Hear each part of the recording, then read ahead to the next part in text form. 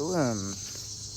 I haven't really posted a video in a while, but I wanted to do so, Yahuwah willing. It's kind of like what was I gonna say? Sorry, there's kind of like a lawnmower in the background, but I don't think you guys can hear it that much. But I wanted to make this short. I just wanted to say that for me, I've noticed, and I fall short in this so much, and I don't do this as much as I should, but I've noticed that the more I think about, how amazing Shamim is, and how amazing Yahuwah really, really, truly is, and how beyond us he is, it really helps me remember how small and like, I don't know, is lackluster the right word, for this world is, and all its worries and goals in this world. It's not to say that we shouldn't have goals, and it's definitely not to say that we shouldn't try hard in this life to do things like, have a job and, have a way to provide for our family and help others and things along those lines. But it is to say that we should never, and again, this is where I fall short, consume ourselves in that, because it really is not going to matter. It's not going to matter at all. One thing that I think is super awesome, and I posted the verse the other day, is, I think it's Psalms 91. Paraphrasing, I don't have scriptures with me right now, and I can't really check it on my phone without stopping the recording. But maybe I will post it on the video. But Yahuwah commanding his messengers to watch over us. And I believe in the book of Hebrews, it says that Yahuwah, it says that like messengers are ministering spirits for those who will inherit salvation, like heirs to salvation.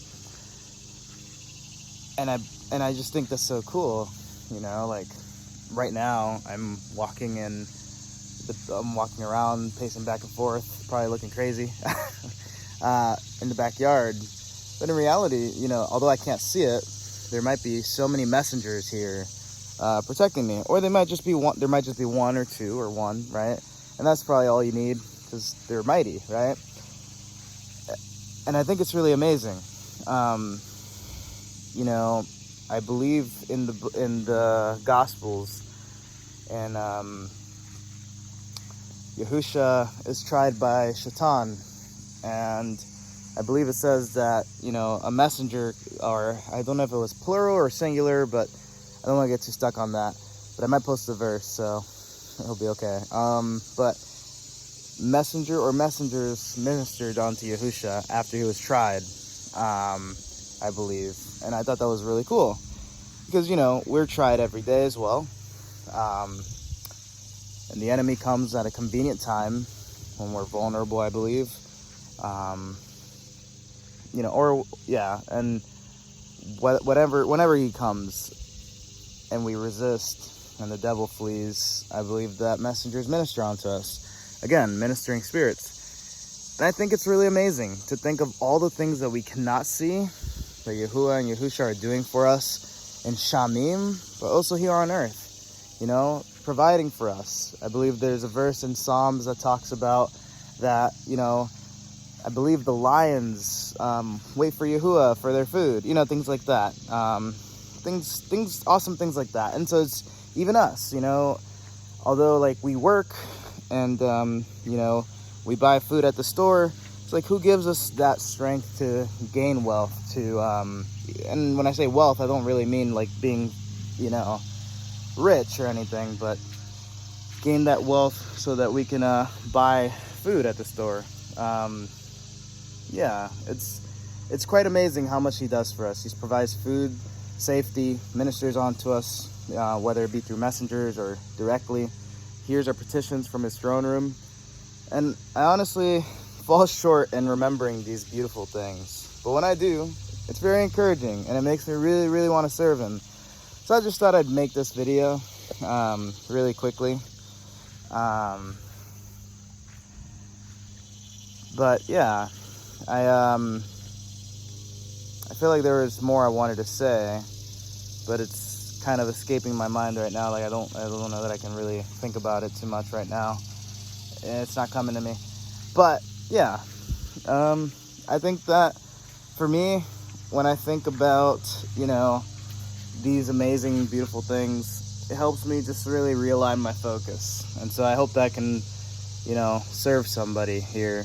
But yeah, um, I think that should be everything. I feel like I'm forgetting something. I feel like after recording this, I'm going to regret not saying something else. But I think it'll be okay. There's some mosquitoes drinking my blood. Wow, that's really bad. Yeah, they're not. Yeah, okay. I gotta go. Shalom. Shalom. I got assaulted by mosquitoes. It was really bad. I think I saw like 3 on my leg, and I have mosquito bites like on my hand, my arms and my feet, and it was like, man, that was horrible. I don't know. It was pretty crazy out there. Anyways, I did remember, I believe, what I wanted to say, so I wanted to add this. I want to try to keep this under maybe 2 minutes, hopefully, because then the video is going to be too long.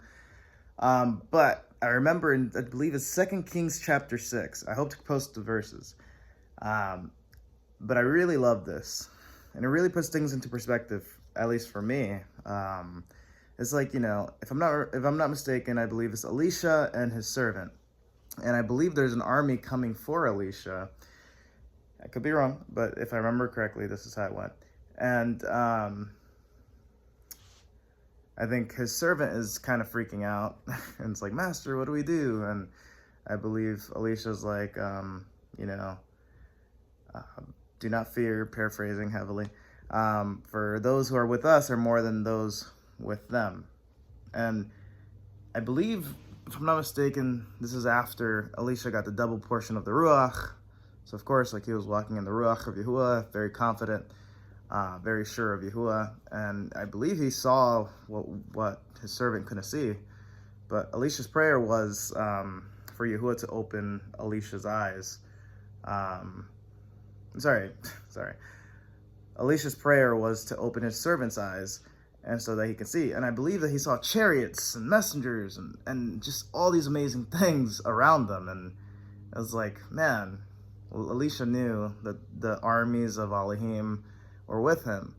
And it's like, if Yahuwah and Yahusha were to open our eyes right now, and like we look around the room, and it's like, I don't even know, giant messengers that look terrifying. I mean, I think that there's some verses that in the Gospels where wasn't there like a messenger and the guards were freaking out, something along those lines. So I mean, I would imagine if you opened their eyes and we saw messengers and demons and all the warfare that goes on every single day for like small, like just while we're doing our mundane tasks, like getting up in the morning, getting something to eat, going to work, just still half asleep, like who knows what's going on? Who knows what's going on for our protection and our provision and our good? Isn't there a verse in Daniel? This is not really what I was thinking about. I'm not keeping this under 2 minutes, sorry.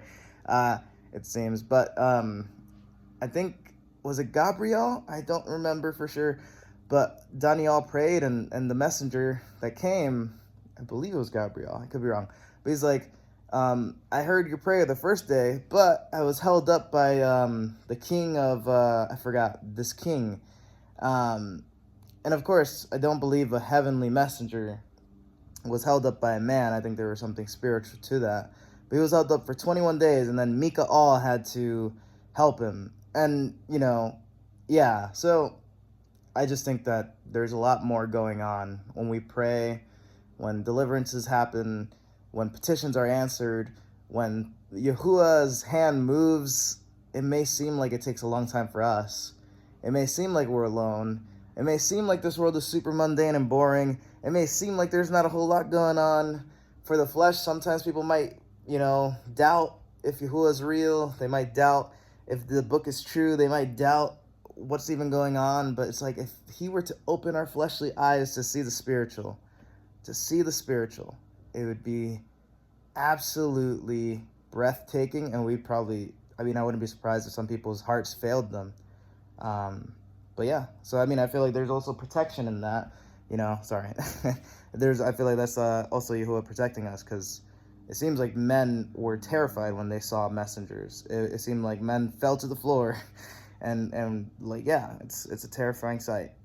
You know, when you think about the throne room of Elohim, you got Sharaphim, you got Karubim, you have messengers, you have the 4 living creatures, you have all these terrifying things. Like, you have creatures with 4 different faces. You have, I think they're called Ophanim, where they're like wheels with eyes. You have messengers that are like absolutely terrifying, it seems. They look like men, it seems like they can take on the form of men, but they look terrifying still. I don't know. I don't know for sure. I mean, but these are the descriptions I get from the scriptures, and it's like all these things were made by Elohim, by the one we pray to, and it's like all these things are terrifying, but yet they were made by the one that, you know, loves us and created us, and the one who sent his son to die for us. And it's like, how much more terrifying is he? Wow. So it's just, yeah, I thought it was really beautiful to think about the heavenly things and the heavenly creatures. Like, they're really up there, you know. Yeah, Shalom.